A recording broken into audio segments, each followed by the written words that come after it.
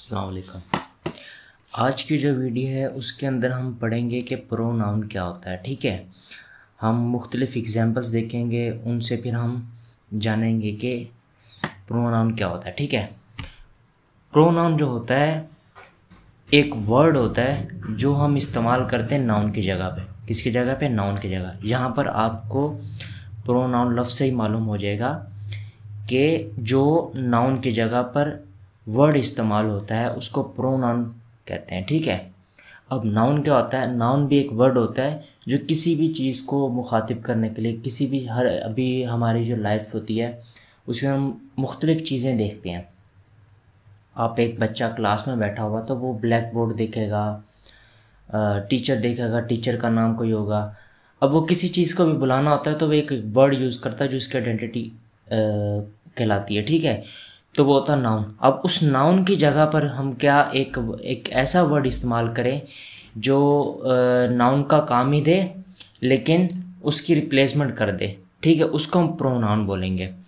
तो इंग्लिश के अंदर it is a word used instead of noun. ठीक है, अब प्रोनाउन कौन कौन से होते हैं? आई हो गया, वी हो गया, दे हो गया, यू हो गया, ही, शी, इट, ये जितने भी होते हैं प्रोनाउन होते हैं। लेकिन ये कब प्रोनाउन होंगे? जब ये जितने भी वर्ड मैंने बोला, I, we, they, you, he, she, it, किसी नाउन की जगह पर इस्तेमाल होंगे। ठीक है, तो तब हम इन्हें बोलेंगे कि ये प्रोनाउन है। अब प्रोनाउन का इस्तेमाल क्यों करते हैं? ठीक है, क्या ज़रूरत पड़ती है कि डेली लाइफ के अंदर, स्पीच के अंदर आपको प्रोनाउन यूज़ करना पड़ता है?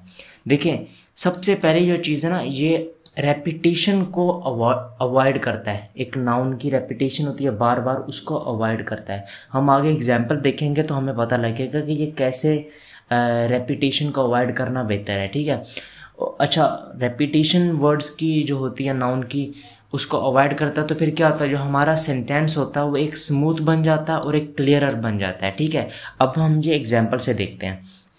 देखिए, यहाँ पर एक एग्जांपल है, लिखा हुआ Ahmed went to Ahmed's car because Ahmed forgot Ahmed's की। ठीक है, अहमद गया अहमद की कार के अंदर क्योंकि अहमद भूल गया था अहमद की चाबियां। अब ये देखें, एक स्मूथ सा क्लियर सा वर्ड नहीं, एक कम्प्लेक्स सा सेंटेंस है। ठीक है, अब हम प्रोनाउन यूज़ करके इसको कैसे स्मूथ और क्लियर बनाएंगे। और ये जो अहमद है, इसकी रेपिटेशन को भी प्रोनाउन की वजह से हम ख़त्म कर देंगे। वो कैसे? देखें, अहमद वेंट टू हिज, मतलब अहमद की जगह जो कार है हिज कार आ गया। ठीक है, ये प्रोनाउन यूज़ हुआ। बिकॉज अहमद फॉरगॉट, जो अहमद है उसकी जगह हमने ही लगा दिया, बिकॉज ही फॉरगॉट अहमद की चाबियाँ, मतलब अहमद की बात हो रही है तो वो हिज कीज़, तो हमने यहाँ पर भी प्रोनाउन इस्तेमाल कर लिया। देखें कैसे, जो अहमद की बार बार रिपीटिशन हो रही थी उसको भी ख़त्म कर दिया, और जो सेंटेंस था वो शॉर्ट भी हो गया, क्लियर भी हो गया, स्मूथ भी हो गया। देखें, पहले अहमद जो था, अहमद की कार के अंदर गया क्योंकि अहमद भूल गया था अहमद की चाबियाँ। अब यहाँ पर देखें, Ahmed went to his car because he forgot his keys, Ahmed अपनी कार में गया क्योंकि वो अपनी चाबियां भूल गया था। कितना सिंपल सा वर्ड सेंटेंस कर दिया। ये किसकी बदौलत हुआ? प्रोनाउन की वजह से। ठीक है, अब अगली एग्जांपल आप देखें, यहाँ पर सारा went to साराज house because Sara left Sara's phone there. अब ये उसी तरह सारा ये रेपिटेशन हो रही है। अब इसको प्रोनाउन की वजह से हम क्या करेंगे? ख़त्म करेंगे, और जिससे क्या होगा कि ये जो सेंटेंस है ये स्मूथ भी हो जाएगा, क्लियर भी हो जाएगा। देखें, सारा वेंट टू हर हाउस, हमने साराज हाउस की जगह लिख दिया her house. Because Sara left, because she left Sara's phone there, her phone there, Sara गई सारा के घर क्योंकि सारा ने सारा का फ़ोन वहाँ पर पड़ा था। ऐसे ये कितना कम्प्लेक्स है। ठीक है, ये वाला जो सेंटेंस है पहला हम देख रहे हैं, तो इसको कितना इजी स्मूथ क्लियर कर दिया हमने प्रोनाउन की वजह से कि सारा अपने घर गई क्योंकि उसने उसका फ़ोन वहाँ पर था।